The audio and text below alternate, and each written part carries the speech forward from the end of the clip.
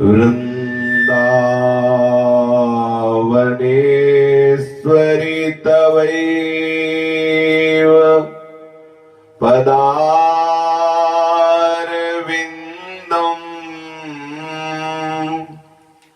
प्रेमामृतैकमकरन्द रसौघपूर्णम्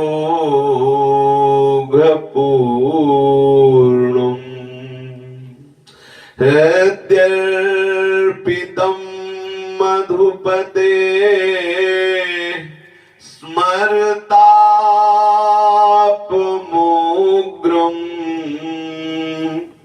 निर्वापयत्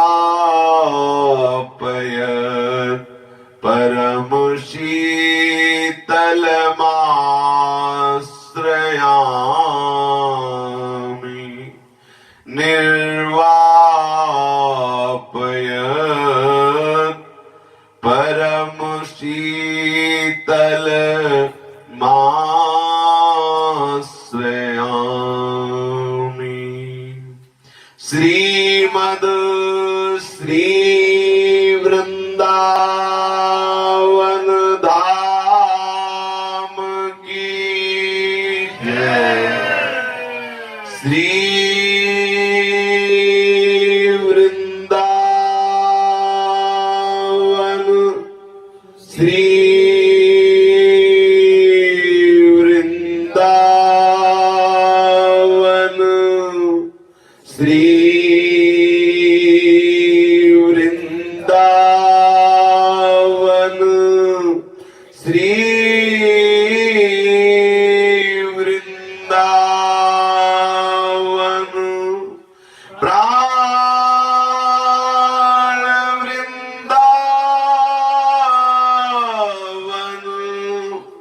जीवन वृंदावन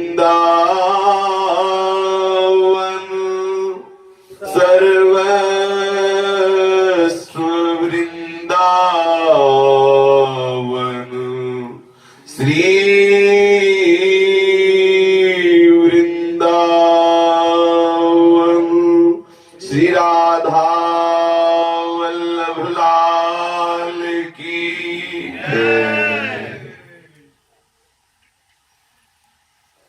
भक्तन के शुभ गुण चरित जो सुनी है चितलाए ताके भक्ति बढ़े घनी अरु हरि हो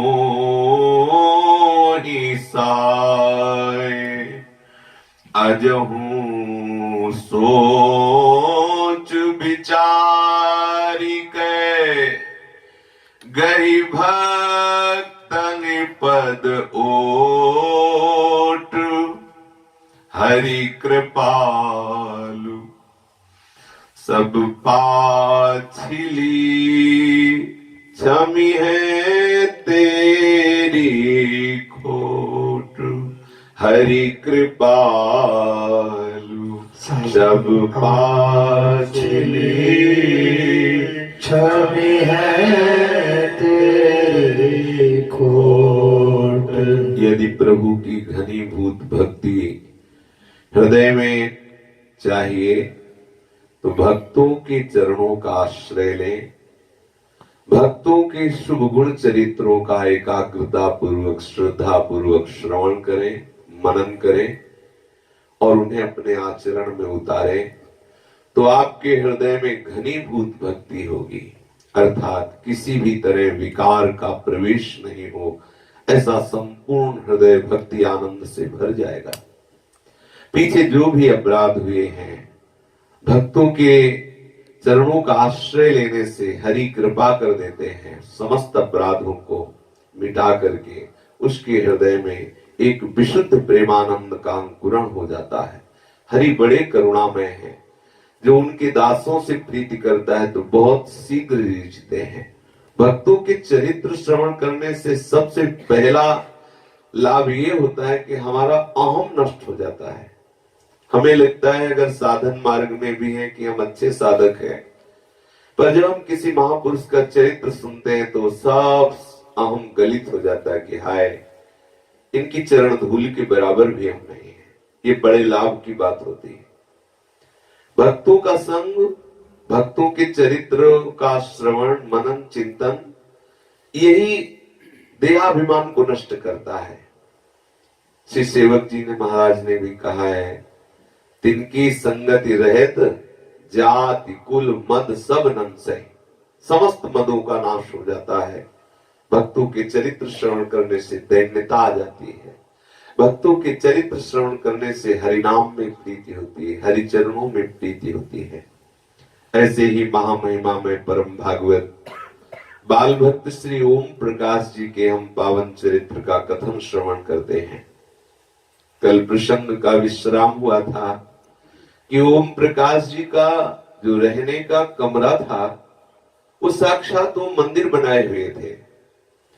कमरे में बड़े बड़े महापुरुषों के वो सूत्र, जिन सूत्रों के पढ़ने से हृदय साधना में उत्साहित हो जाता है और अपने सदगुरुदेव की भावना श्री नारायण स्वामी जी में स्थापित की थी, उनके महामहिमा में दोहे वो अपने कमरे में अंकित किए थे, लिख लिख के एक प्रतीक के रूप में, मतलब छोटे छोटे ऐसे बना के कार्ड जैसे ऐसे पूरे चिपकाए हुए थे। दीवार कम थी, हर जगह उपदेश, हर जगह दोहे, और मध्य में एक ठाकुर जी की छवि, जिसमें ठाकुर जी की अवस्था 8-9 वर्ष की है और हाथ में एक सुंदर तोता लिए हुए है, अर्थात बाल गोविंद भगवान की वो छवि विराजमान है। और वो जब शयन करते थे तो ठाकुर जी के परम प्रेमी भक्तों के वो सूत्र पढ़ते और श्री नारायण स्वामी के दोहे पढ़ते और उनका चिंतन करते हुए सोते थे। उपासक को शिक्षा लेनी चाहिए। शयन के समय बिल्कुल सावधान हो जाओ, जैसे अंतिम समय सावधान हुआ जाता है, ऐसे शयन के समय आप सुसुप्ति में जा रहे हैं तो हमें बिल्कुल उस समय किसी से वार्ता नहीं करनी, कोई अन्य चिंतन नहीं करना। एकाग्र होकर अपने आराध्य देव का चिंतन करते हुए हमारी इंद्रियां सुषुप्ति में चली गई तो हमें पता भी नहीं चला। अगर आप ऐसा शयन करेंगे तो आपके स्वप्न में फिर भगवत लीलाएं या संत महात्माओं के सुंदर सुंदर समागम ये सब आने लगेंगे। पहले आप तन्मयता करें। हर भक्त के जीवन चरित्र से हमारी भक्ति में बहुत बड़ा एक नया प्रकाश आता है, एक नया बल मिलता है। भक्त को कैसे शयन करना चाहिए ये ओम प्रकाश जी के जीवन चरित्र से देखिए। वो जब शयन करते थे तो ये सब दोहे पढ़ते थे, सब सूत्र पढ़ते थे और उनका मनन करते थे। वो मनन करते करते ही शयन करते।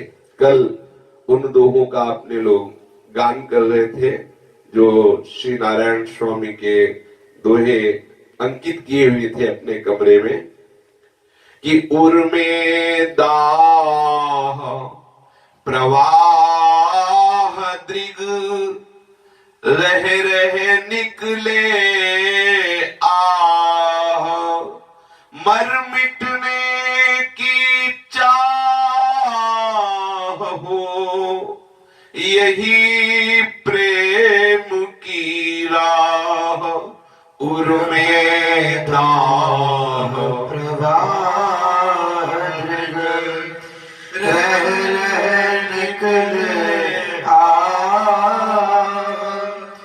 मर मिटने की चाह हो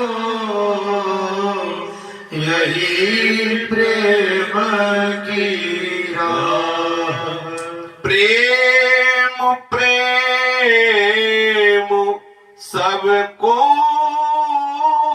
कहे कठिन प्रेम की फांस प्राण तड़प निक से नहीं केवल चलत उषास। प्रेम प्रेम सबको कहे कठिन प्रेम की फांस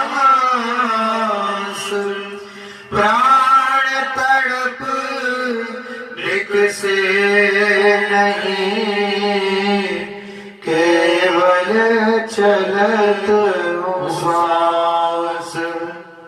जो प्रेमी है उसके हृदय में एक दाह, एक ताप प्रकट होता है, एक जलन, एक पीड़ा प्रकट होती है प्रभु से मिलने की।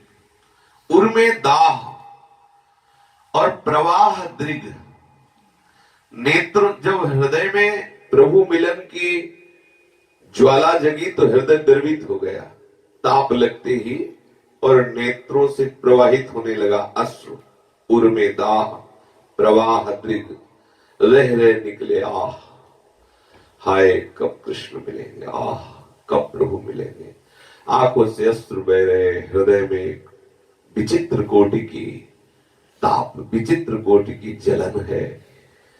वो उपासक दिखाता है कि तुम्हें कौन सा भोग चाहिए, कौन सा सुख चाहिए, किस लिए जल रहा है, सब सूना लगता है। बस प्रीतम मिले, प्रीतम मिले, कहीं उसे शांति नहीं मिलती।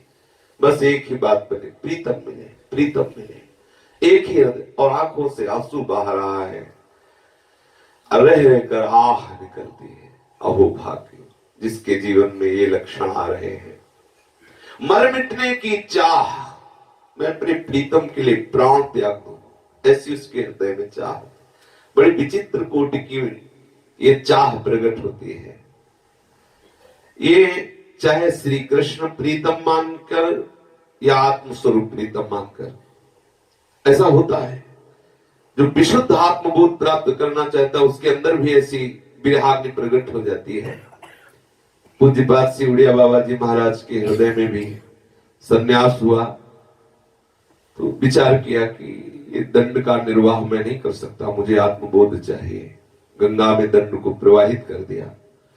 विचरण करते हुए प्रयागराज के खंडहर में जाके लेट गए। 3 दिन 3 रात तक हिले नहीं, और यही बात मन में रही कि शायद कोई दिव्य अनुभव हो जाए।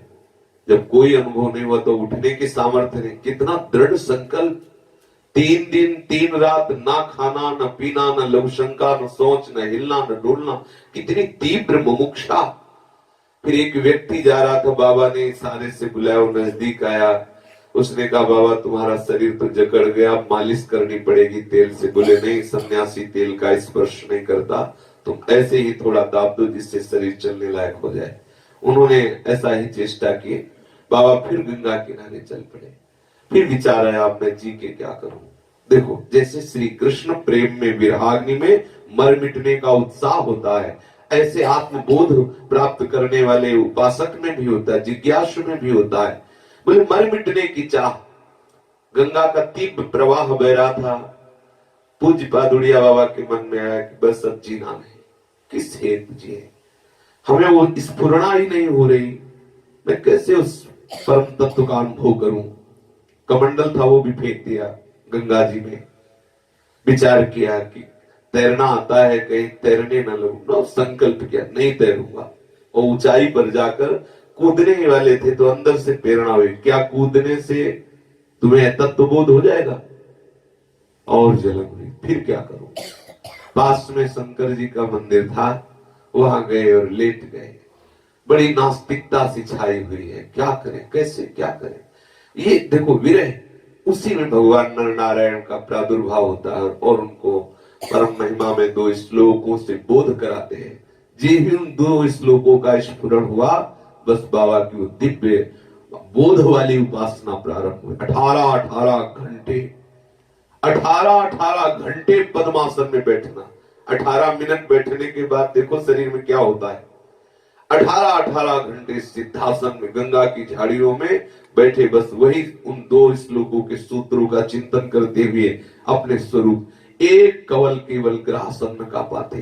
एक कवल, ऐसे दाल या रोटी मिलके एक कवल जितना, बस अस्थिमात्र होए रहे शरीरा। और महात्मा बुद्ध की छवि सामने रखते पूज्य बाबा सिवड़िया बाबा जी महाराज, वो जिसमें शरीर की हड्डियां दिखाई दे रही। और एक श्लोक जो उनके जीवन का परम संकल्प था महात्मा बुद्ध का, इहासने सुस्यत में शरीरम, वो पूरा हमें याद नहीं है कि इसी आसन पर बैठे बैठे चाहे शरीर सूख जाए, मेरा मांस गलित हो जाए, मेरी हड्डियां टूट जाए, पर जब तक भगवत साक्षात्कार नहीं होगा मैं आसन से नहीं उठूंगा। ऐसा वो श्लोक और महात्मा बुद्ध की छवि सामने रख करके बाबा 18-18 घंटे, कई वर्ष बाबा लेटे नहीं सीधे। जब निद्रा का आवेश आता तो ऐसे घुटने टेक देते और दाढ़ी पे घुटने लगा के थोड़ी देर निद्रा, फिर आसन में बैठ गए। तब ब्रह्म बोध प्राप्त हुआ, आत्म तत्व का बोध। हमारे श्री कृष्ण ही आत्मा है, आत्मा ही श्री कृष्ण, बिल्कुल किंचित मात्र अंतर नहीं है। बोले मर मिटने की चाह हो यही प्रेम की राह। अपने प्राण जैसे कोई प्रेमी अपने प्रीतम को फूल समर्पित करने के लिए उत्साहित रहता है, कोई सुंदर पुष्प, ऐसे वो प्राण रूपी पुष्प को प्रभु के चरणों में समर्पित करने के लिए बेहिचक तैयार है। ये प्रेमी की राह, ये प्रेमी का अंदर का भाव है। प्रेम प्रेम सबको कहे कठिन प्रेम की फांस। सब कोई कहता है प्रेम हो जाए, प्रेम में, अरे कठिन प्रेम की फांस। जो मैं ऐसा जानती प्रीति किए दुख होए, नगर ढिढोरा पीटती है जी प्रीति न करियो कोई।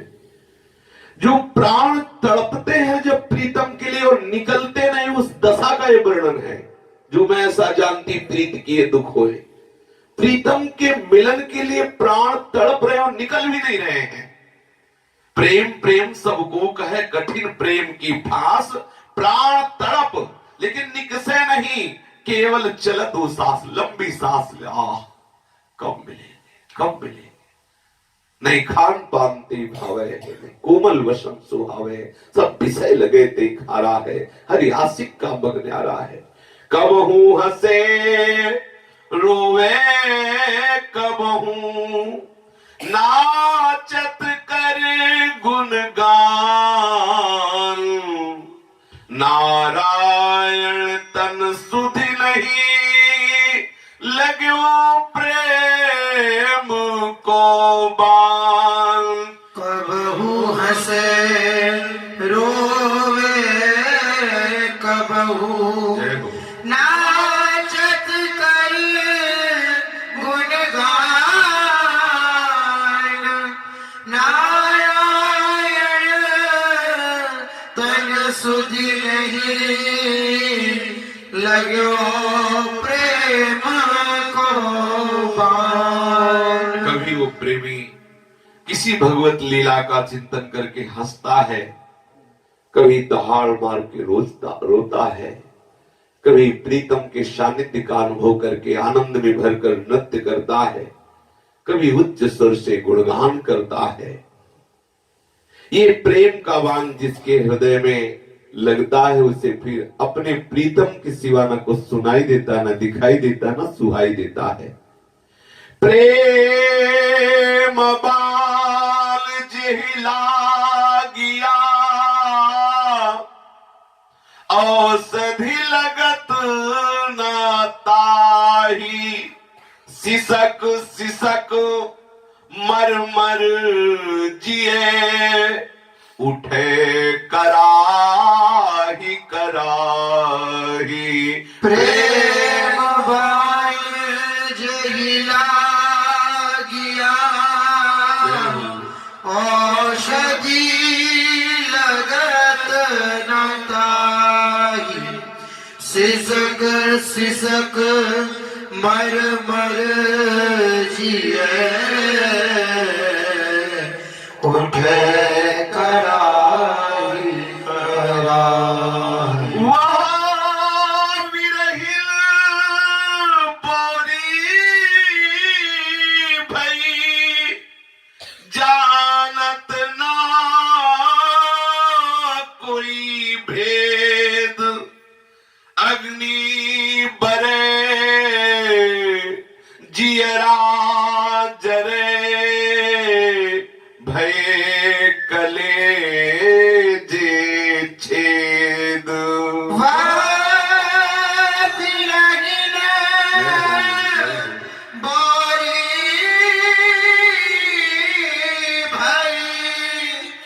जानत ना कोई भेद, अग्नि बरे जियरा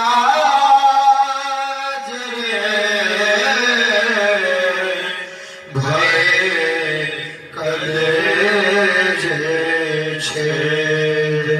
ये प्रेम बाण जिसके हृदय में लागता है फिर दूसरी औषधि काम नहीं करती है। विश्व ब्रह्मांड की यहां तक कि धन्वंतरी के पास भी इसकी कोई औषधि नहीं है। जिसके हृदय में प्रभु के मिलन की चाह प्रकट हो गई, कोई भी भोग विलास उस चाह को रोक नहीं सकता। कोई भी ऐसी औषधि नहीं जो श्री कृष्ण मिलन के दर्द को मिटा सके। अगर कहीं मिट सकता है तो एक ही से मिट सकता है, वो वैद्य संवलिया हो। जिस प्रीतम की आस में तड़प रहा वही प्रीतम आ जाए तो भले ठीक हो जाए, दूसरा कोई उपाय नहीं। बोले वो सिसक मर जिए। आह कैसी रसमय स्थिति, प्रीतम की याद में सिसक कर रोता है। यहां तक कि ऐसी मृत्यु दशा जैसी उसके अंदर विरहाग्नि प्रकट हो गई, पर मरता नहीं, फिर जीता है। फिर चिंतन करके रो कर फिर मूर्छित होता है, फिर चिंतन करता है। कैसी महामहिमा में स्थिति आ जाती है। उठे कराहे हा कृष्ण हा किशोरी हा लाडली, यही उसके हृदय से एक पुकार निकलती है। वो विरहिणी बौरी हो जाती है। संसार कोई उसकी पीड़ा को नहीं समझ सकता। हृदय में मिलन की अग्नि धधकती है, उसका हृदय उस अग्नि से जलता है। मिलन के लिए कलेजा उसका छलनी हो जाता है प्रीतम के प्यार में। आस आस सब कोई कहे, आंसू कहे न कोई। मोह विरहिन के शोक में रैन रही है रोए। आस आस सब कोई कहे, आंसू कहे न कोई। मोह विरहिन के शोक में रही है रोए। सब कहते कि हमारी आस से श्री कृष्ण मिल जाए, श्री कृष्ण मिल जाए। क्या कभी आंसुओं की धार बहाते हुए तुमने रोते हुए कहा मुझे श्री कृष्ण मिल जाए?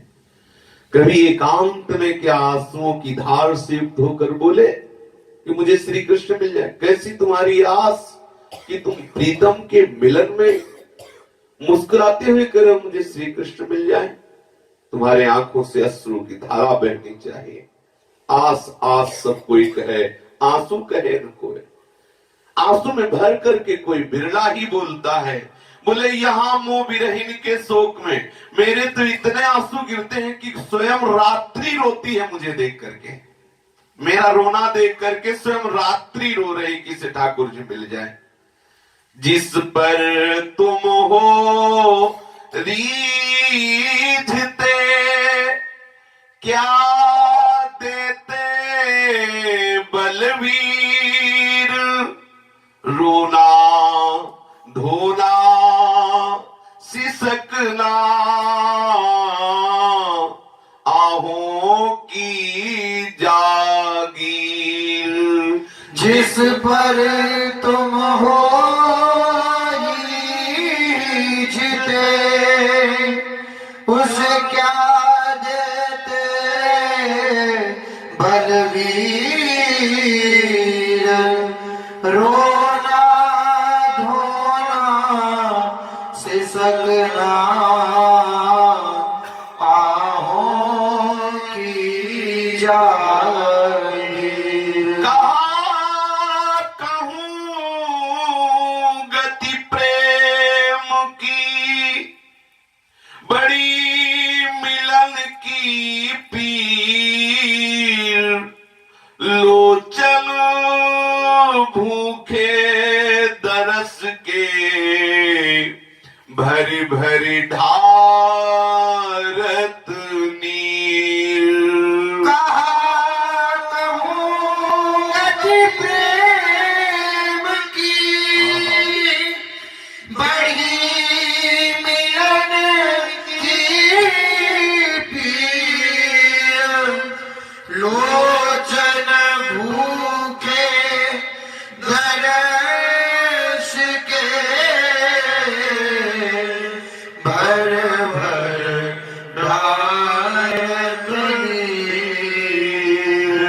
बलवीर, हे प्राण प्रीतम, जिस पर आप रिझते हो उसे क्या देते हो?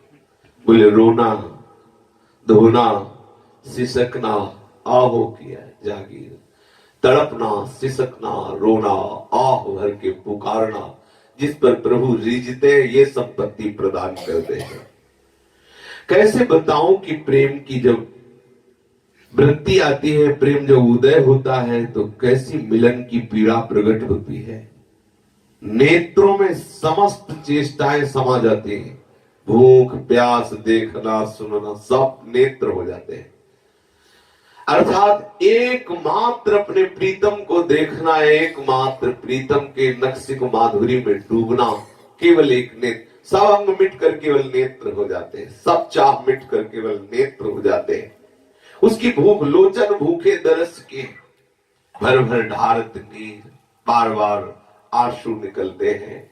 केवल एक ही आस है, प्रीतम को कब मिलो, कब दर्शन करो, कब दुखदाई होइगो मोको विरह अपार, रोम रोम उठी दौरी हो कही कही नंद कुमार। कब दुखदाई होएगा मोको विरह अपार, रोम रोम उठ दोई हो कही कही नंद कुमार। ये विरह मेरे हृदय में कब प्रकट होगा, कब ऐसी पीड़ा मेरे हृदय में प्रकट होगी कि मेरा रोम रोम पुकार उठे, हे प्राण प्रीतम मैं मिलना चाहता, भागू दिशा विदिशा का ज्ञान, जिधर से खुड़को उधर से भागू, कोई पर एक पत्ता खरका लगा मेरे प्रीतम आ रहे हैं, ऐसे मैं भागू, कब मेरी ऐसी स्थिति होगी।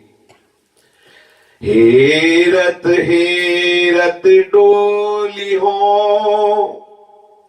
कहीं कहीं श्याम सुजान, फिरत गिरत बन सघन में यूं ही छूटी है प्राण। हेरत हेरत डोली हो कई कई श्याम सुजान, फिरत गिरत वन सघन में यूं ही छूट जाए प्राण। कब मैं सुंदर जहां लताए हैं, कब हेरूंगा कि इधर से प्रभु आ रहे हैं, नहीं इधर से आ रहे होंगे। ऐसी हमारी पूर्ण एकाग्रता, केवल प्रभु आ रहे हैं आ रहे हैं, और बार बार पुकारूं कि हे सबके हृदय की बात जानने वाले श्याम सुंदर, आप जान रहे हो मेरे हृदय की दशा क्या है। ऐसे में सघन वनों में घूमूं, कभी प्रभु के विरह में ठहरा कर कंपायमान होकर भूमि पे गिर जाऊं और मेरे प्राण निकल जाए, उन्हीं का चिंतन करते हुए। ऐसे महामहिमा में ये परम प्रेम प्रकाशित करने वाले दोहे अंकित करके अपने कमरे में लगाए हुए थे श्री ओम प्रकाश जी, और रात्रि के समय इन्हीं दोहों का गायन करते और इन्हीं का चिंतन करते हुए शयन करते। उनका कमरा क्या था, साक्षात मंदिर था, और उन्होंने एक नियम बना रखा था कि कोई भी हमारे कमरे में बिना हमारे आदेश के नहीं आएगा, क्योंकि आदेश उसी को होगा जो प्रीतम से प्यार करने वाला है। इसमें एक रहस्य भी है। पूज्य भाई जी से हनुमान प्रसाद पोद्दार जी जब उपासना पद्धति को स्वीकार करके साधकों को दिखा रहे थे कैसे उपासना करनी है, तो उन्होंने नियम बनाया था कि कोई भी हमारे कमरे में नहीं आएगा जब तक हम आदेश नहीं करेंगे। क्योंकि कमरे में, भाई जी ने लिखा है कि कमरे में आने से परमाणुओं का व्यभिचार हो जाता है। आप जैसे साधना कर रहे हैं अपने कमरे में, तो उसमें एक भागवतिक शक्ति, भागवतिक परमाणु एकत्रित होते हैं और उसमें दूसरे भाव वाले आते हैं, तो फिर वो वहां का वायुमंडल आपकी साधना को प्रेरणा देने वाला नहीं बन पाएगा। जैसे हम पूज्य श्री श्रीधर बाबा जी के कमरे में जब जाते हैं, छोटी सी कुटिया, कमरा क्या कहना, छोटी सी कुटिया, फटी पुरानी मच्छरदानी लगी, कैसे कैसे वीतराग महापुरुष वृंदावन में थे, हैं और रहेंगे। उनके समीप कमरे में प्रवेश होते ही जैसे मशीन से मंत्र संचलित होता, ऐसे मंत्र चलने लगता। बाबा के समीप बैठते ही संसार सुना लगता जीवन का सार भजन। तब लगता देखो कितने परमाणु भजन के हैं। तो भजन के परमाणु सुरक्षित, आप कितना भी बाहर विक्षिप्त हो जाएं, यदि आपके कमरे में परमाणुओं का विचार नहीं है, तो जाते ही अपने आसन में बैठते ही ऐसा अनुभव भी किया है, जाते ही कमरे में आप तत्काल बहिर्मुखता भाग गए, आप एकाग्र होकर भजन में लग गए। प्राय हमने बड़े बड़े महापुरुषों को देखा है, उनकी भजन कुटी बिल्कुल सुरक्षित और अलग होती है। अगर कहीं ऐसा हो कि भाई दो साधक एक ही कमरे में रह रहे हैं, तो दोनों को भी सावधानी पूर्वक विचार करना चाहिए कि वहां कोई प्रपंच की बात न करे, कोई असत आचरण न करे, अपने कमरे को पवित्र रखे, झाड़े बुहारे पोछा लगावे और अपने आसन में या तो गुरुदेव को बैठने दे, नहीं तो अन्य आसन रखे, जो कोई भक्त आदि आवे बैठा, अपने आसन को बिल्कुल अपने परमाणुओं से युक्त रखे। तो क्या होगा, आप देखोगे आसन में बैठते एक भागवतिक भाव पुष्ट हो जाएगा, वो परमाणु सुरक्षित रहते हैं। ऐसे हमने बहुत महापुरुषों को देखा है। संतों की भजन कुटी एकदम अलग, अपनी भजन कुटी में जहां कोई मिलने गया तो भजन कुटी से बाहर निकल कर बैठ गए, मिले फिर अपनी भजन कुटी में चले गए, भले छोटा सा एक कमरा हो लेकिन वो सुव्यवस्थित, सुरक्षित, अपने भजन योग्य हो। भगवत वचन, संतों के वचन, भगवत छवि, संतों की छवि कमरे में लगी हो, आपको बहुत सपोर्ट मिलेगा, इससे बहुत आपको साधना में सहयोग मिलेगा। श्री ओम प्रकाश जी ने नियम बना रखा था कि कमरे में कोई हमारे बिना हमारी अनुमति के प्रवेश नहीं करेगा और एकांत कमरे में रह करके भजन करते। कोई माँ बहन आदि यदि आती तो उन्होंने हिदायत कर रखा था कि भगवत वार्ता के सिवा हमसे कोई वार्ता नहीं करेगा, फिजूल हमारे पास बैठेगा नहीं। और वो 5 घंटे में सब अपना कार्य करते थे, शौच, स्नान, भोजन, शयन, और शेष समय केवल नाम जप करते थे। शेष समय नाम, माला उनके हाथ में हर समय रहती थी। देख लो, केवल 5 घंटे में भोजन, शौच, स्नान और शयन, ये हो गया 5 घंटे में। शेष 19 घंटे बचे, 19 घंटे केवल नाम जप, भजन, केवल भजन। अब उनके हृदय में बड़ी प्रेम की पीड़ा प्रकट हुई। उन्होंने एक पद में अपने भाव लिखे कि जब हम संतों का संग किया, शास्त्रों का स्वाध्याय किया, भक्तों के चरित्र पढ़े, तो लगा मुझे भवरोग से मुक्त होना चाहिए। मैं भवरोग से मुक्त होने के लिए भवरोग के डॉक्टर संतों के पास गया, पर बड़ी विचित्र दशा हो गई। वो रोग निकलना या नहीं निकला, वो तो पीछे पड़ा एक नया भयंकर रोग लग गया, श्री कृष्ण मिलन का। उन्होंने एक पद में ये भाव प्रस्तुत किया है, वो पद है कि मेरे तन में एक रोग हुआ, दुख दर्द का उसमें योग हुआ। मेरे तन में एक रोग हुआ, दुख दर्द का उसमें योग हुआ। रोता था दिन भर जार जार, रोता दिन भर जार जार। मेरे तन में एक रोग हुआ, क्या मैं इस भव संसार से मुक्त हो जाऊं। संतों के संग से, शास्त्रों के स्वाध्याय से, भगवत कृपा से मुमुक्षता जागृत हुई कि मैं इस झूठे संसार से मुक्त हो जाऊं। ऐसी मुमुक्षता तीव्र जागृत हुई कि अब रहा नहीं जा रहा है, मुझे इस शरीर और संसार से मुक्त होना है। मैं चिल्ला चिल्ला के रो पड़ता कि मुझे वो मार्ग मिले जिससे मैं संसार से मुक्त हो जाऊं। कुछ दिनों हकीमों के जाकर, फिर वैद्य डॉक्टरों को लाकर, मैं भटका घर घर द्वार द्वार। कुछ दिनों हकीमों के जाकर, फिर वैद्य डॉक्टरों को लाकर, मैं भटका घर घर द्वार द्वार।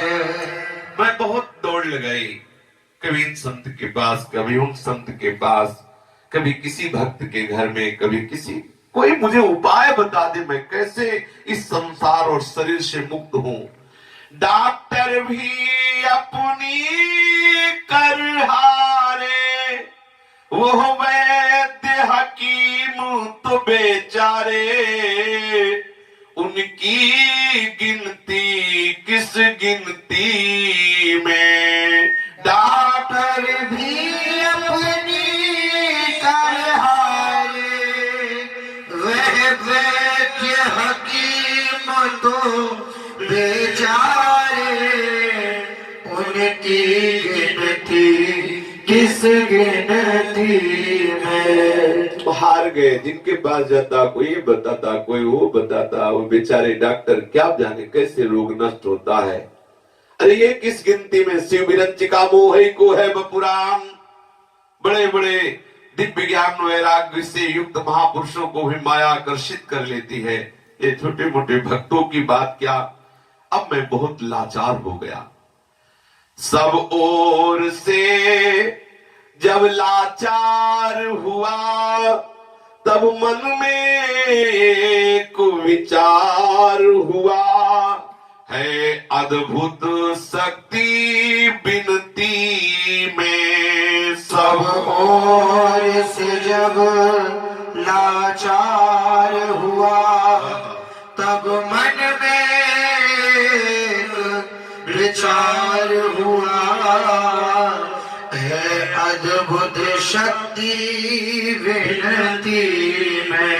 फिर क्या था कहकर कृष्ण कृष्ण बनाया तो पुकारा, शरण शरण। फिर क्या था कहकर कृष्ण कृष्ण वनयात पुकारा, शरण शरण। मेरी सुधली जयनाथ आए, मेरी सुधली जयनाथ आए। जब सब जगह से लाचार हो गया, मेरा हृदय मेरे को विकल करने लगा, कहां जाऊं, किससे कहूं। तो एक विचार आया कि भगवान की विनय करने में, प्रार्थना में एक बहुत बड़ी सामर्थ्य है। संतों ने कहा है कि भगवत प्रार्थना से भगवान का प्रादुर्भाव भी हो जाता है। देखो, समस्त देवता को और ब्रह्मादि ने जब जय जय सुरनायक जन सुखदायक प्रणपाल भगवंता भगवान की विनय की, तो भगवान के प्रादुर्भाव का संयोग बना। मेरे हृदय में ओम प्रकाश जी के रहे, मेरे हृदय में प्रेरणा हुई कि प्रार्थना से सब काम बन सकते हैं, मैं विनय करूं। फिर क्या था, एकांत जंगल में हा कृष्ण जोर जोर से पुकारने लगा, और हे करुणा मैं आपकी शरण में हूं, हे प्रभु मैं आपकी शरण में हूं, हे नाथ मेरी सुध लीजिए।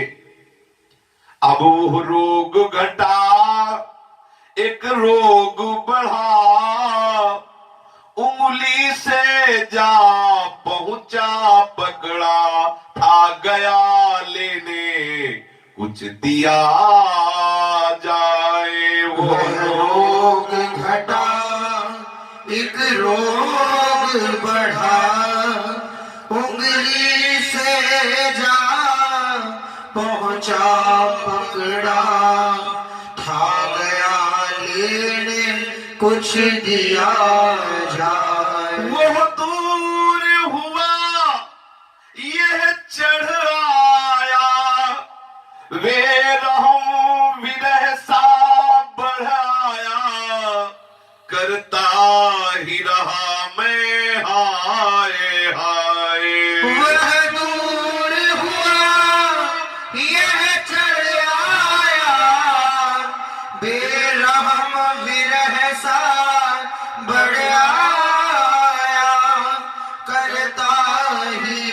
मैं हाय हाय। जीव ही एकांत में हा कृष्ण हे शरणागत प्रतिपाल मैं आपकी शरण में हूँ, मेरी सुध लीजिए, मैंने ऐसी पुकार की। तो आश्चर्य हुआ, मैंने तो पुकार की थी कि रोग मिट जाए। वो भव रोग की बात तो घट गई, लेकिन एक बड़ा रोग और दे दिया। जैसे किसी को अंगुली पकड़ाओ तो पहुंचा पकड़ ले। अंदर से था कि मैं मुक्त हो जाऊं संसार से, तो उन्होंने दे दिया हमको और बहुत बड़ा रोग, विरह रोग दे। वो दूर हुआ, ये चढ़ाया। ये बेरहम विरह हमारे हृदय में बढ़ने लगा और हृदय से निकल पड़ी हाय हाय कैसे कृष्ण मिले। अब लगा देखने इधर उधर, मिल जाए सांवलिया डॉक्टर, कुछ भेंट नहीं कुछ फीस नहीं। अब लगा देखने इधर उधर, मिल जाए सांवलिया डॉक्टर, कुछ भेंट नहीं कुछ फीस नहीं। मैं हार मान लाचार हुआ, वो मिला नहीं दिल छार हुआ। हा कृष्ण चंद्र जगदीश कहीं। मैं हार माने लाचार हुआ, वह मेरा नहीं दिल छार हुआ। हा कृष्ण चंद्र जगदीश नहीं। एक रोग छूटा, बड़ा भयंकर रोग हो गया, विरह। हा कृष्ण अब मैं दसों दिशाओं में देखने लगा, कहाँ है मेरा वो सांवलिया डॉक्टर जो बिना भेंट बिना फीस के मेरा इलाज करे। मैं हार मानकर लाचार हो गया, मेरा वो डॉक्टर मिला नहीं। हा कृष्ण हा जगदीश मैं पुकारता भटकता रहा।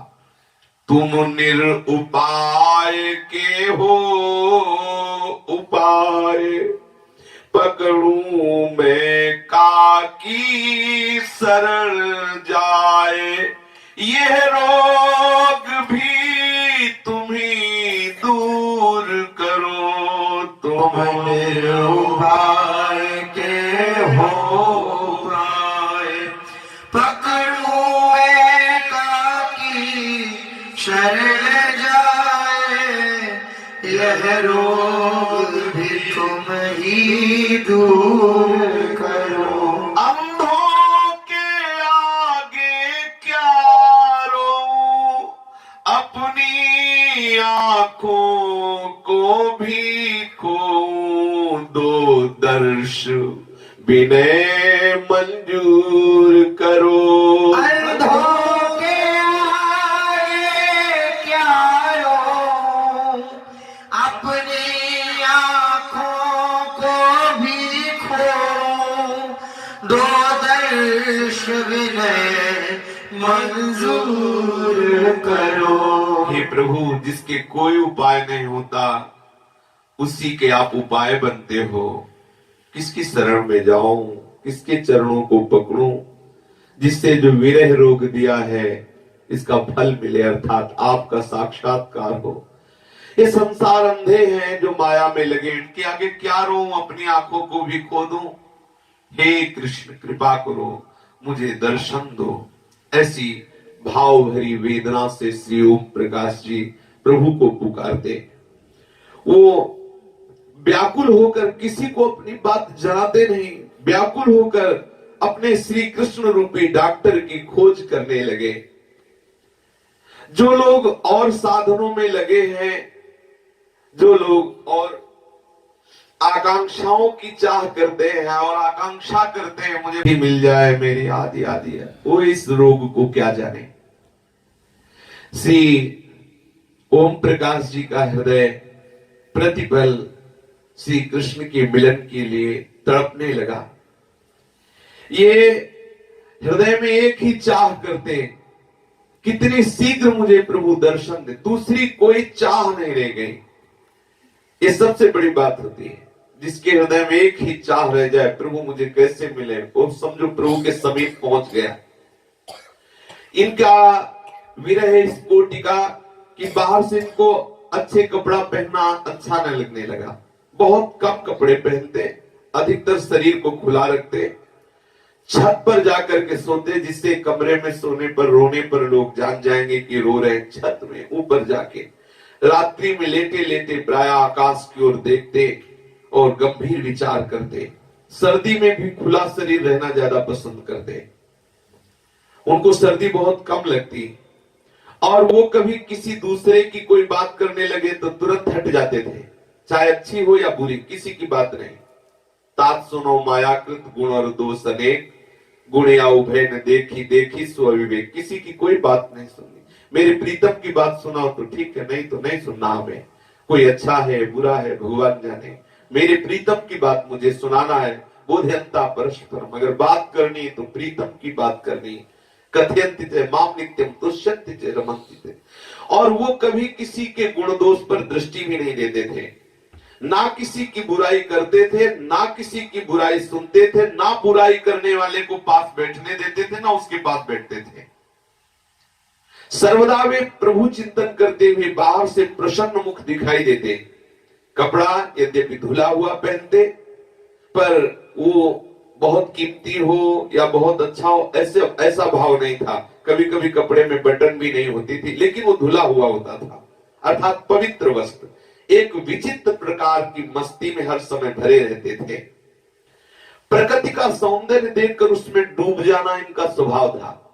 खेती को देखकर, लताओं को देखकर, बादलों को देखकर, प्राकृतिक सौंदर्य, क्योंकि उससे भावना बनती है। प्राकृतिक सौंदर्य का दर्शन करने का इनका बड़ा भाव था। एक बार ये अपने मित्र चांदमल के साथ बातें करते हुए टहल रहे थे, एक चीड़ की लकड़ी को देखा, आश्चर्य करके बोले, देखो कैसी सुंदर लकुट है। क्या इस सृष्टि में कोई ऐसी सुंदर लकुट हो सकती है? क्या ऐसी कोई ड्राइंग कर सकता है? तो चांदमल जी ने कहा, आपकी दृष्टि सृष्टि में रहती ही नहीं, तुम्हें श्री कृष्ण के हाथ की लकुट दिखाई दे रही, इसीलिए तुम ऐसा कर। अर्थात वो प्रत्येक वस्तु को प्रभु में देखते थे। उनके मित्रगण देखा करते कि चांदनी रात में अकेले घूम रहे हैं, कभी हाथ फैलाकर भाग रहे हैं, आहा, और कभी छिप छिप करके श्री कृष्ण से बात कर रहे हैं, ऐसा लग रहा है। कभी वो विरह में रो रहे हैं, कभी अकेले बैठे हुए बड़ी विरह वेदना से भर करके गीत गा रहे हैं। बड़ा सुंदर चांदनी की रात्रि है और एकांत में वो बैठकर गीत गा रहे हैं। जीवन के दिन सब बीत चले, अब तक भी मिले घनश्याम नहीं। जीवन के दिन अब बीत चले, अब तक भी मिले घनश्याम नहीं। इतनी बड़ी बात है, प्रतिपल तर्पण है प्रभु के लिए, आहा अहो भाग्य है। एकांत में सुंदर चांदनी है, सुंदर सुंदर सामने हरियाली भरे खेत है और विरह बढ़ रहा है। जीवन के दिन सब बीत चले, अब तक भी मिले घनश्याम नहीं। जीवन के दिन सब बीत चले, अब तक भी मिले घनश्याम नहीं। इस तन से भला फिर क्या होगा, इतना भी बना जब काम नहीं। इस तन से भला फिर क्या होगा, इतना भी बना जब काम नहीं। वर्षा की रिमझिम बूंदों ने काली घन घोर घटा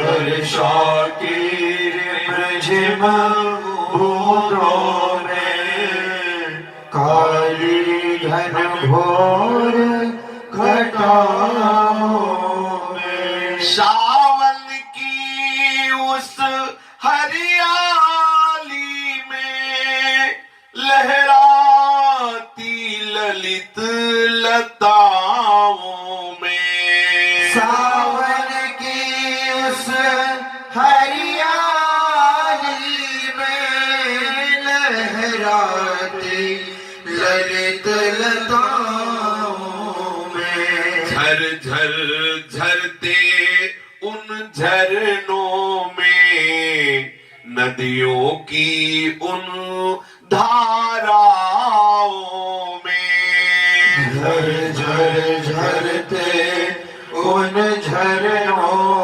में, नदियों की उन धाराओं में, आनंद न बिल्कुल आता है अब इन प्राकृतिक छटाओं में, आनंद बिल्कुल आता है अब इन प्राकृतिक छटाओं में, इस सुंदरता से मतलब क्या जब पास में सुंदर श्याम नहीं, जीवन के दिन अब बीत चले अब तक भी मिले घन श्याम नहीं, इस सुंदरता से मतलब क्या जब पास में सुंदर श्याम नहीं, जीवन के दिन सब बीत चले अब तक भी मिले घन श्याम नहीं। हमारे एक एक क्षण बीतते जा रहे हैं, दिन बीतता जा रहा है, रात्रि बीतती जा रही। श्री ओम प्रकाश जी के हृदय की वेदना, सुंदर लताएं हैं, खेती हरियाली, सुंदर चांदनी जला रही उनके हृदय को। हाय प्रतिपल बीतता जा रहा है, मेरे जीवन धन घनश्याम मुझे नहीं मिले, भला इस मनुष्य शरीर को धारण करने का क्या फल मिला। यदि इतना भी काम न बना कि मुझे भगवत दर्शन ना हुए तो इस जीवन का मतलब क्या। ये वर्षा की रिमझिम रिमझिम बूंदे, ये काली घनघोर घटाएं, ये सावन की सुंदर हरियाली, ये लहराती हुई ललित लताएं, ये झरझर झरते हुए झरने, ये सुंदर नदियों की धाराएं बिल्कुल मुझे नहीं सुहाती हैं। इन प्राकृतिक सौंदर्यता से मेरा हृदय शीतल होने वाला नहीं। जब सुंदरता के समुद्र श्री श्याम सुंदर मेरे पास नहीं थे, सुंदरता किस काम की। हाय मेरे जीवन के दिन बीतते जा रहे हैं, मेरे प्राण प्रीतम घनश्याम मुझसे नहीं मिल रहे हैं। दुनिया की इस फुलवाड़ी में जब वो बसंत ऋतु आती है, दुनिया की इस फुलवाड़ी में जब वह बसंत ऋतु आती है, फूले फूलों को देख देख दिन रात धड़कती छाती है, फूले फूलों को देख देख दिन रात धड़कती छाती है, भौरे जब गुंजन करते हैं और कोकिल कूक मचाती है, भौरे जब गुंजन करते हैं और कोकिल कूक मचाती है, मीठी सी तुम्हारी वो बोलन, तब याद मुझे आ जाती है। मीठी सी तुम्हारी वह बोलना, तब याद मुझे आ जाती है। हा हा करके रो उठता हूँ, फिर चैन है आठों याम नहीं।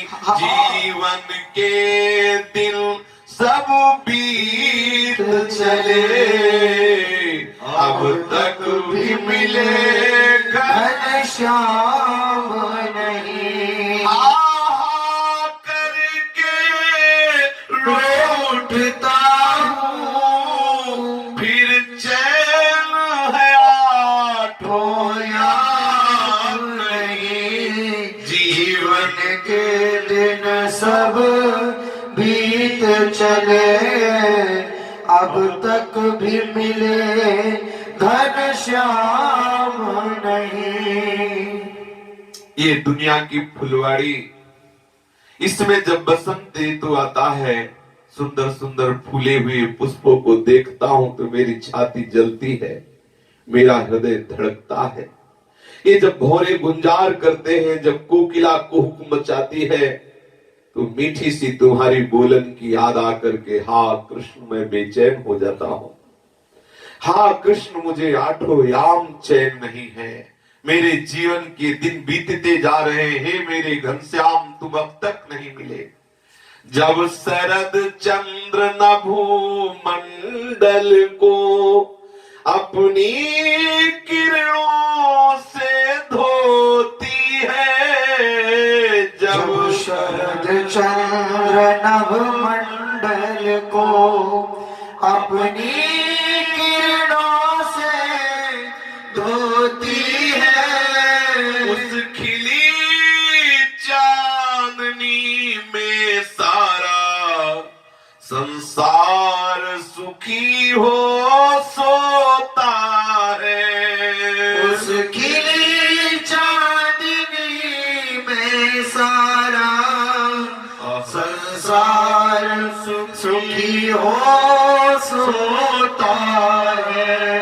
तब याद तुम्हारी आती है, मेरा मन व्यूहल होता है। तब याद तुम्हारी आती है, मेरा मन विह्वल होता है। उस समय मुझे है नींद कहाँ, दिल तड़प तड़प कर रोता है। उस समय मुझे है नींद कहाँ, दिल तड़प तड़प कर रोता है। श्री कृष्ण चंद्र मुख चंद्र बिना इस शरद चंद्र से काम नहीं।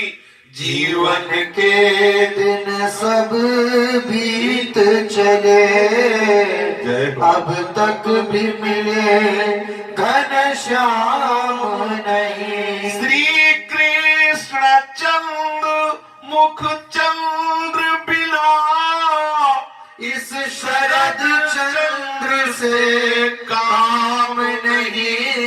जीवन के दिन सब बीत चले, अब तक भी मिले घनश्याम नहीं। जब शरद ऋतु में चंद्रमा की छिटक चांदनी संपूर्ण भूमंडल को प्रकाशित करती है, कहीं भी अंधकार नहीं दिखाई देता, उस खिली चांदनी में संसार तो सुख से सोता है। पर हे कृष्ण, तुम्हारी और याद बढ़ती है और उस याद में मेरा मन विह्वल होता है। उस समय मुझे नींद कहां, मैं तो तड़प तड़प करके रोता हूं कि मेरे श्री कृष्ण चंद्र के मुख चंद्र के बिना इस शरद चंद्र से मेरा क्या काम। ये शरद चंद्र की चांदनी मेरे हृदय को शीतल नहीं कर सकती। जब तक श्री कृष्ण चंद्र मुख का दर्शन नहीं होगा तब तक हमारा जीवन किस काम का। जीवन के दिन बीते जा रहे हैं। दुनिया में दिल दे दे करके देखा पर झूठा प्यार मिला। दुनिया में दिल दे दे करके देखा पर झूठा प्यार मिला। स्वार्थ हटते ही प्रेम हटा, दिखलावे का व्यवहार मिला। स्वार्थ हटते ही प्रेम हटा, दिखलावे का व्यवहार मिला। अमृत सी प्रीति कहीं पाई, फिर जहर वियोग अपार मिला। अमृत सी प्रीति कहीं पाई, फिर जहर वियोग अपार मिला।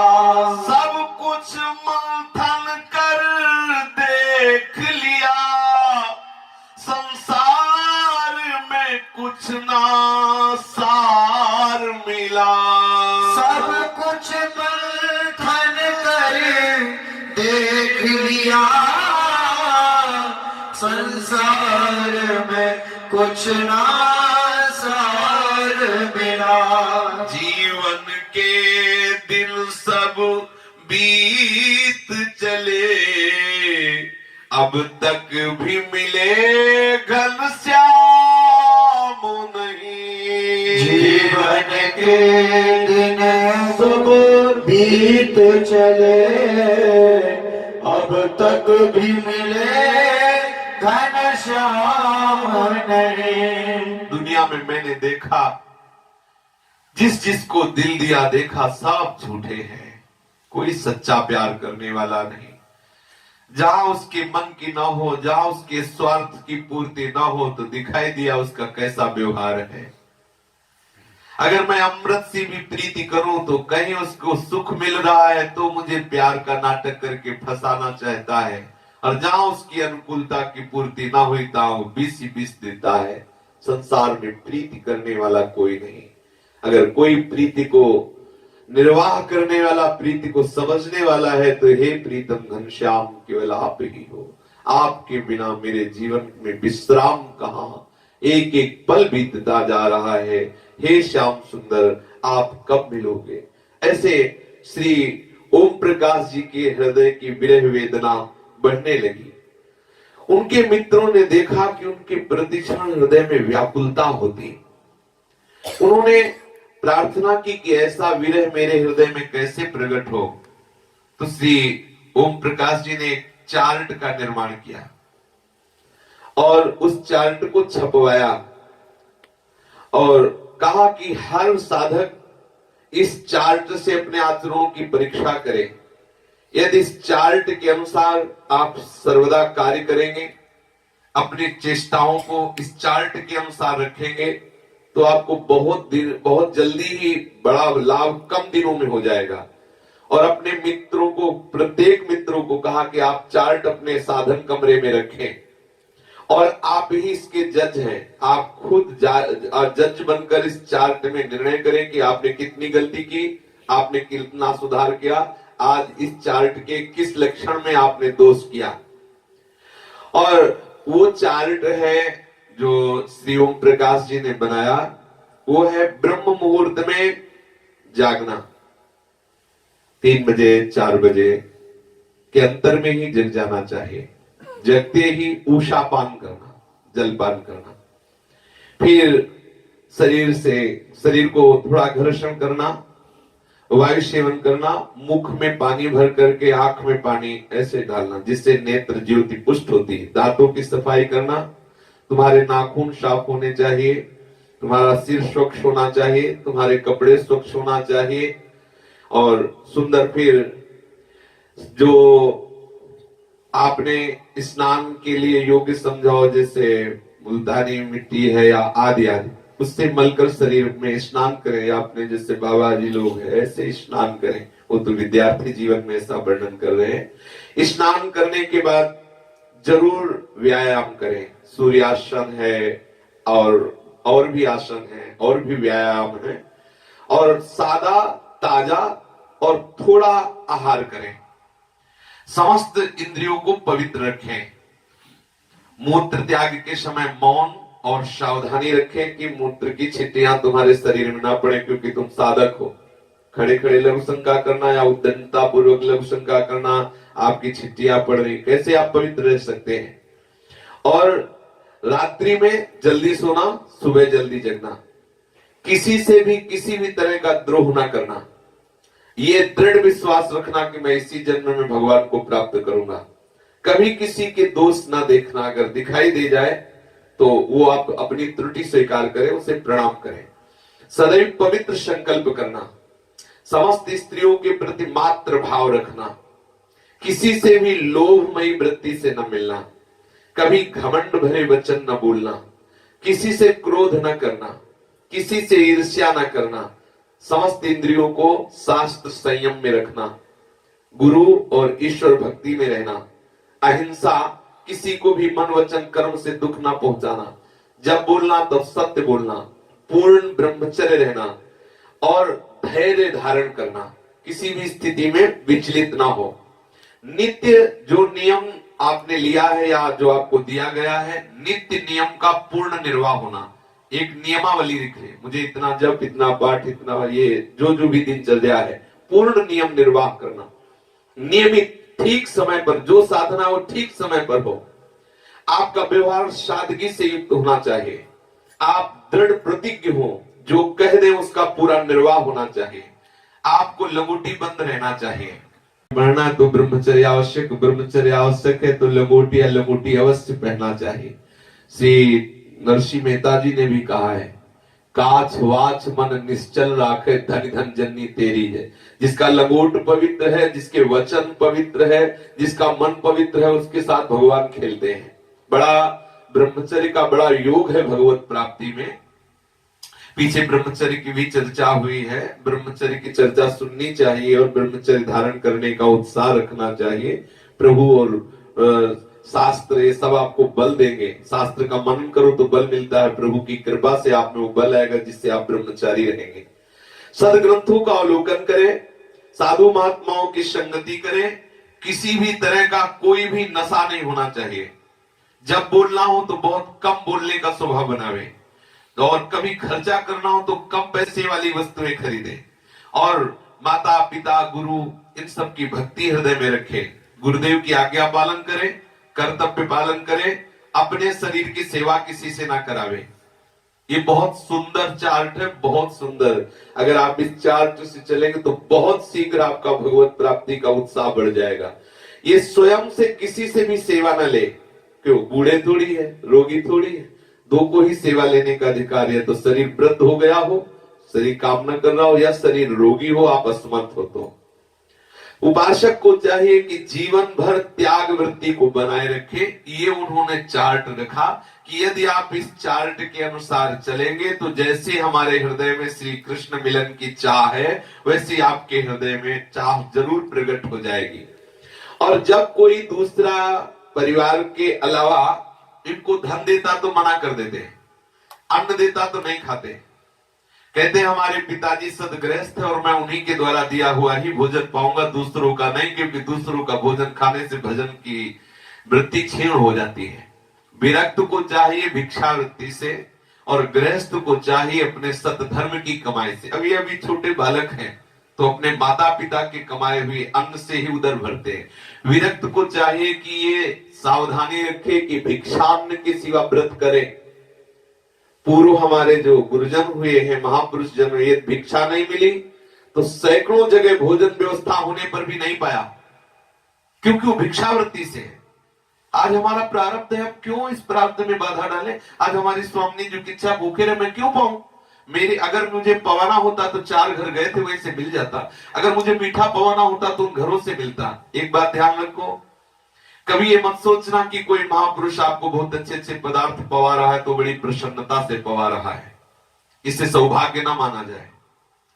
आप जिस दिन हाथ जोड़कर प्रार्थना करेंगे कि मुझे राधा नाम में प्रीति हो, मुझे प्रिया प्रीतम के चरणों में प्रेम हो, थोड़ा किनका लेकर प्रणाम करोगे तो उनकी जो दृष्टि मिलेगी वो किसी और से नहीं मिल सकती। आप समझते हैं कि गुरुजन आपको अच्छे अच्छे पदार्थ पवा रहे हैं तो उनको पा लेना उनकी प्रसन्नता होगी, नहीं, ना पाना उनकी प्रसन्नता होगी। अभी आप महापुरुषों को संतों को जानते नहीं। आपके सामने 56 भोग परोसे जाए, उनमें से आप वो साधारण वस्तुएं जो स्वाद रही थे लेकर पाएंगे और वो वापस कर देंगे पहले ही, तो उनकी दृष्टि में आप नंबर 1 में आ जाएंगे। उनकी जो अंतर से दृष्टि आएगी वो तुम्हें भागवतिक स्वाद देगी। सृष्टि में कमी नहीं है, आप खूब गुलाब जामुन और ये समोसा और चाट चटनी, तो भगवान धाम गुरु ये सब कल्पतरु हैं, आप जो चाहोगे आपको मिलता रहेगा। लेकिन आप बिल्कुल समझ लीजिए, यदि खान पान सुख चाहत अपने तो तिनको प्रेम छुअत नहीं सपने। क्या वृंदावन लेने आए हो? क्या वृंदावन की परिक्रमा का यही फल चाहते हो आप लोग? क्या आप यही सुख चाहते हो कि आप 5000 के समोसा रोज मिले, आपको खूब गुलाब जामुन मिले, अच्छे अच्छे पदार्थ मिले, और ये क्या है? आप विचार करके देखो। भगवान गुरु धाम ये सब कल्पतरु हैं, आप जो चाहेंगे वो मिलेंगे। अरे आप थोड़ा सोचो, आप क्या देखो किन महापुरुषों, अभी बच्चे हैं, कैसा विरह है कि मेरा एक एक दिन जा रहा, मुझे कृष्ण नहीं मिले, कैसे पाऊं, कैसे मैं जीऊं? ये चांदनी रात, ये वर्षा ऋतु, ये कोकिला की आवाज मेरे हृदय को जलाती, मेरा प्रीतम नहीं मिल रहा, और हम समोसा में और मीठी चटनी लाओ और खट्टी चटनी लाओ, ये साधक का विषय। अरे क्या आप शरीर हैं? क्या आप रसेंद्री हैं? थोड़ा सा अल्पाहार, वो भी शुष्क आहार। ब्रह्मचर्य रहने वाले उपासक में खुद इतना ताकत पावर होता है कि उसे किसी पावर की आवश्यकता नहीं होती। उसको जरूरी नहीं कि वो हलवा पावे, घी पावे तभी पावर हो। अगर वो पानी भी ना पिए तो उसका पावर नष्ट होने वाला नहीं, वो भागवती ब्रह्म पावर से संपन्न होता है। हमें अन्यथा आहार, अन्यथा पावर वाली शक्ति वाली वस्तुएं क्यों पाना है? हम कोई गृहस्थ थोड़ी है कि हमें सांसारिक सेवाएं करनी है, हमें परिवार का पोषण करना, हमें सृष्टि चक्र को बढ़ाना है। हमें जितेंद्रीय रहकर भगवत चिंतन, अल्पाहार, जितने से प्राण केवल पोषित हो जाए, बैठ के चक्र अगर प्रसाद, अभी ये प्रसाद पाया, अभी गन्ने का रस पिया, अभी ये दूध पिया, ये सब क्या हो रहा है? क्या है ये? जीवन का लाभ क्या है? आप विचार करके देख लीजिए, आप थोड़ा सा चिंतन कीजिए, महापुरुषों की बातें सुनिए। उचित आहार, वो भी कम पैसे वाला, वो भी स्वाद रहित आहार। कभी ऐसा है ठाकुर जी श्री जी का प्रसाद थोड़ा किनका ले? पंडित बाबा श्री रामकृष्ण जी के चरित्र को जब पढ़ा तो उन्होंने राधा रमण जी के गोस्वाई जी को डांट दिया। विशुद्ध महापुरुष थे, दर्शन करने गए तो उन्होंने दोना में बढ़िया सुंदर मीठा दिया, तो उन्होंने डांट दिया कि गोसाई जी तुम्हें बैरागियों को नहीं देना चाहिए प्रसाद, ये आप और ठाकुर ही पावे, हम लोगों को तो तुलसी और चरणामृत दीजिए। आप सोचिए, आप जरा विचार कीजिए, सीधे राधा रमण जी के सामने राधा रमण जी के भोग के लिए वो महापुरुष कह रहे। आप विचार कीजिए, आप किस मार्ग के पथिक हैं। यदि आप अच्छे अच्छे पदार्थ पाते रहेंगे तो आप लिख लीजिए, कागज में लिख लीजिए, श्री कृष्ण प्रेम तो बहुत दूरी की बात है, 24 घंटे में विषय चिंतन नहीं छूटेगा। भगवत चिंतन और प्रेम हो, ये तो बहुत ऊंची बात है। ये अनुभव की बात कह रहे हैं। जिस दिन अच्छे पदार्थ पाए जाते हैं उस दिन अंतर्मुखता नहीं रहती, बहिर्मुखता रहती है। थोड़ा सा रूखा सूखा ब्रजवासियों के टूक पाओ तो देखो हृदय में हाय हाय मच जाएगी, कैसे प्रभु मिले, कैसे प्रभु मिले। आप पक्का देख लो, होने लगेगा। अब बढ़िया बैठकर भारतीय ब्रजवासी के दुकान के विविध आइटम पाओगे तो और ही आइटम चलेगा चिंतन में, आप देख लीजिए। बहुत सावधान। ये जो दूसरों का अन्न खाने का स्वभाव बन जाता है, ये भजन में बहुत बाधक है। आप कहोगे कि हम तो बाबा जी दूसरे का भिक्षान्न, दूसरे का अन्न नहीं है, ये हमारे आचार्यों का आदेश है, तो भिक्षान्न लिया और महाप्रसाद स्वरूपों के बारे में हर संप्रदाय के आचार्यों का आदेश। भिक्षान्न वैरागी का परम धन है।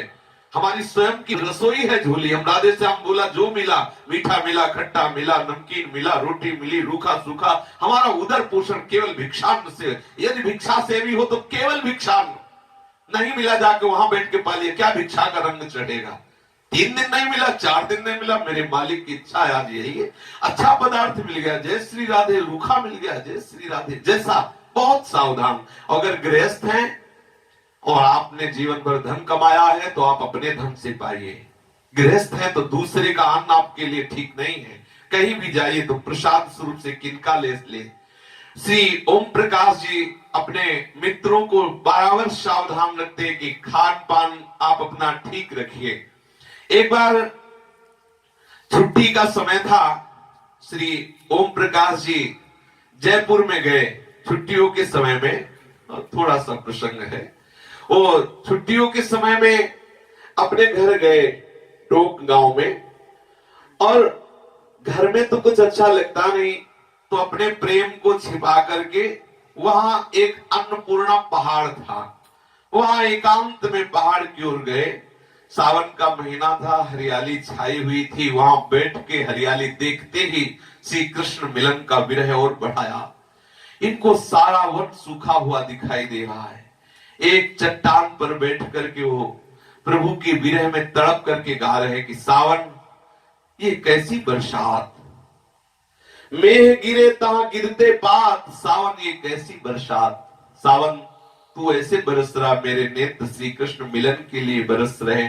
सावन में उधर हरियाली है, यहाँ पतझड़ हो रहा है, अर्थात महान उदासी है। ये उमड़ उमड़ कर बादल आते, गरज गरज कर फिर जाते, प्यासा होकर दिन पपीहा पीव पीव कर रही जात, सावन ये कैसी बरसात।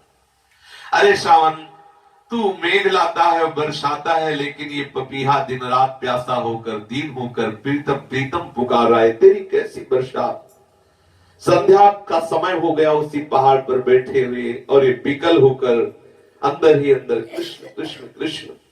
समीप से एक पक्षी आया और मधुर स्वर बोलने लगा। उसकी बोली सुनकर के थोड़ा मुस्कुराए, हृदय में और विरह बढ़ा। ऐसा लगा मानो ये पक्षी को श्री कृष्ण ने भेजा हो, कोई संदेशा लेकर।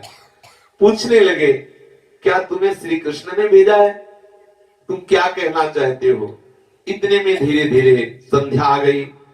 संध्या से चांदनी रात हुई, गगन देव में चंद्रमंडल प्रकाशित होकर अपनी कलाएं दिखाने लगे। चांदनी में पर्वत वन लताएं बड़ी और सुंदर लगने लगती हैं, मानो कोई श्वेत रंग की चादर बिछा दी हो प्रकृति के ऊपर। इतने सुंदर प्रकृति के स्वरूप को देखकर आकाश की तरफ देखते, छोटे छोटे बादल आसपास चंद्रमा के दौड़ रहे हैं।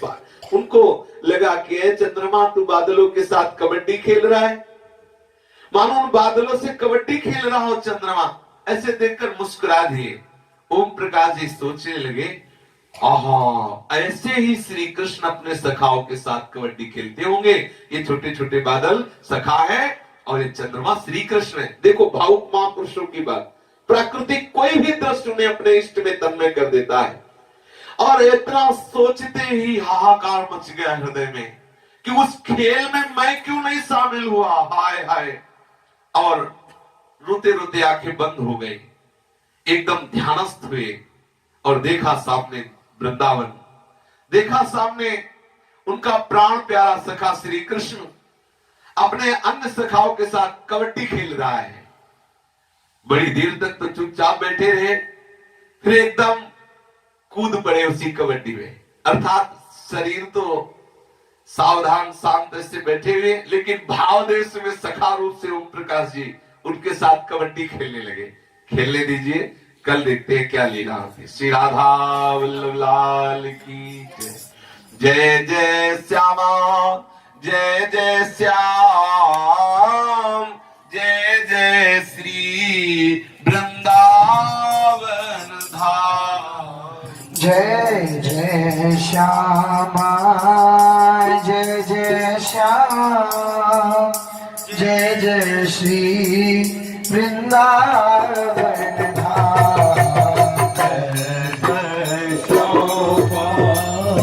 जय जय श्याम, जय जय श्री वृंदावन धाम। पावन